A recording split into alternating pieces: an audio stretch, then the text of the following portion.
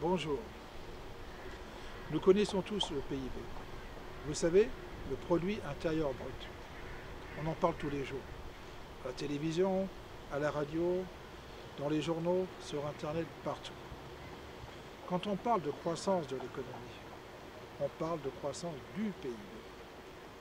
Lorsqu'on évoque le déficit et la dette publique, on les exprime en pourcentage du PIB.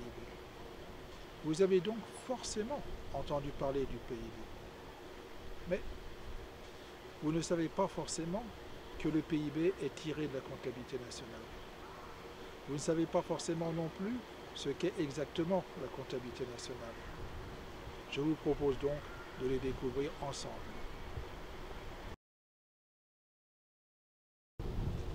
Le message que je voudrais faire passer, c'est que la comptabilité nationale n'est pas figée. Elle évolue. Elle évolue avec le temps. Elle évolue avec son temps. Elle évolue avec la société, avec ses besoins. Et pour le montrer, le mieux est de replacer la comptabilité nationale dans son cadre historique.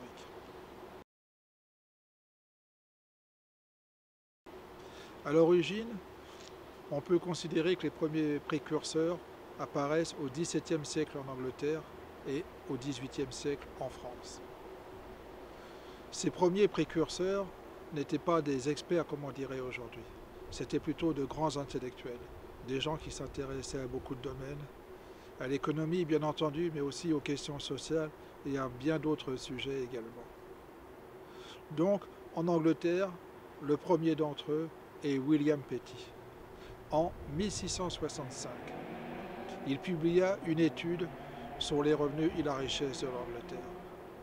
Il fut suivi 30 ans plus tard par Gregory King. Gregory King mesura la richesse et le revenu de 3 pays, l'Angleterre, les Pays-Bas et la France. Son objectif était de mesurer la capacité de ces pays à poursuivre une guerre. Ce n'était pas un objectif très pacifique. En France, les premiers ancêtres, si l'on peut dire, Vauban. Vauban, vous savez, le ministre de Louis XIV, qui dans les années 1700 publia aussi des travaux sur la richesse de la France. Mais celui qui est de loin le plus connu en France, c'est Quesnay. Quesnay qui publia son tableau économique. Tableau économique qui peut être considéré comme l'ancêtre du tableau entrée-sortie de la comptabilité nationale actuelle.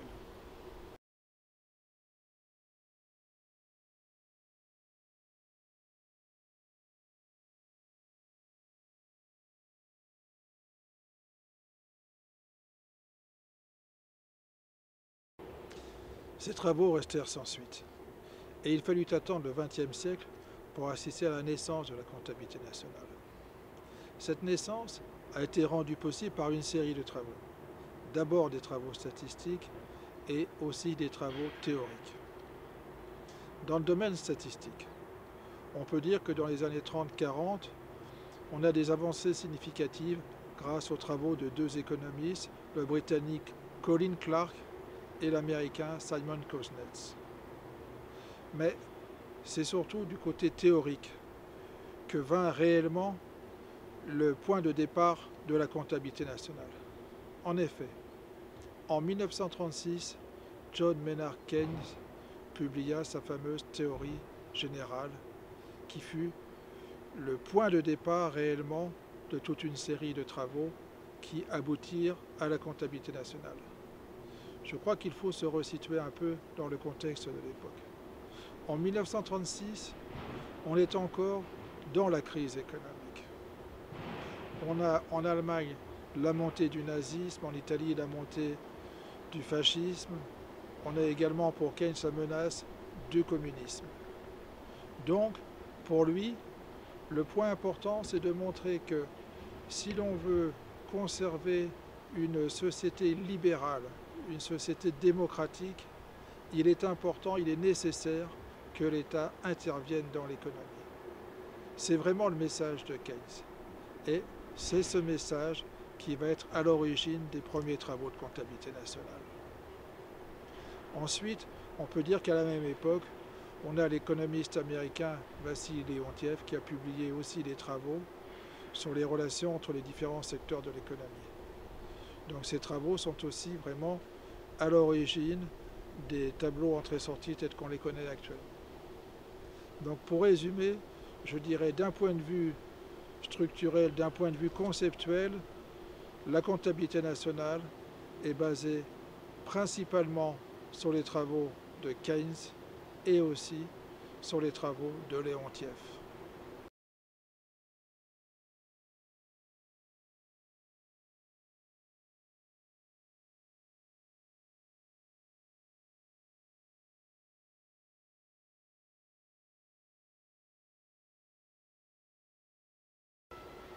Après la guerre, plusieurs pays commencèrent des travaux de comptabilité nationale.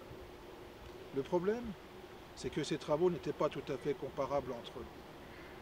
Il a donc fallu commencer un travail d'harmonisation internationale. Ce travail se déroula à deux niveaux. Tout d'abord, au niveau mondial, sous l'égide des Nations Unies, puis au niveau européen, sous l'égide de la Commission européenne. C'est ainsi qu'en 1950, l'ONU publia son premier système de comptabilité nationale, le SCN 1950. Ce système était très léger. Le problème, c'est qu'il était trop léger pour les pays qui avaient déjà commencé des travaux de comptabilité nationale et il était encore trop lourd pour les pays qui ne disposaient pas d'un système statistique performant. En 1968, l'ONU publia son deuxième système de comptabilité nationale, le SCN 1968. Ce système était beaucoup plus ambitieux, trop ambitieux peut-être. En effet, aucun pays n'était capable de l'appliquer dans toute son intégralité. Mais le grand intérêt de ce système est qu'il donna naissance à un système au niveau européen. En 1979, la Commission européenne publia le SEC 79.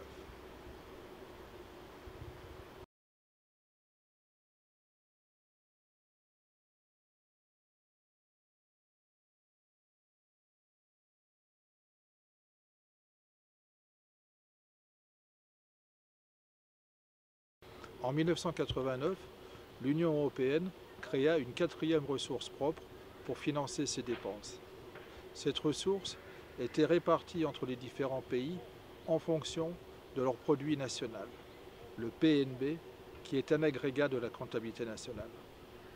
Pour que cette répartition soit équitable, tout à fait équitable, il fallait absolument que tous les pays calculent le PNB de la même manière.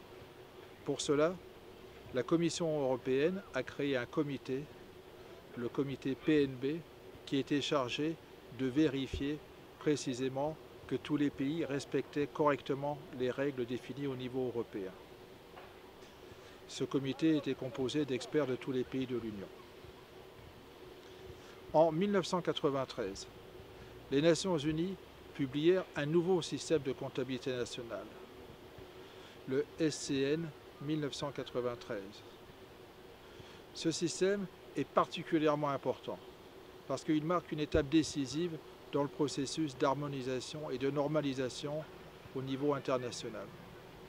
En effet, pour la première fois, 5 grandes institutions internationales, c'est-à-dire les Nations Unies, le Fonds monétaire international, la Banque mondiale, l'OCDE et la Commission européenne ont travaillé en collaboration pour élaborer ce nouveau système.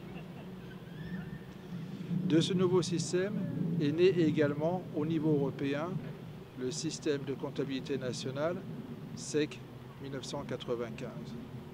Ce système était tout à fait compatible avec le système des Nations Unies, mais il était plus précis, mieux adapté aux spécificités européennes.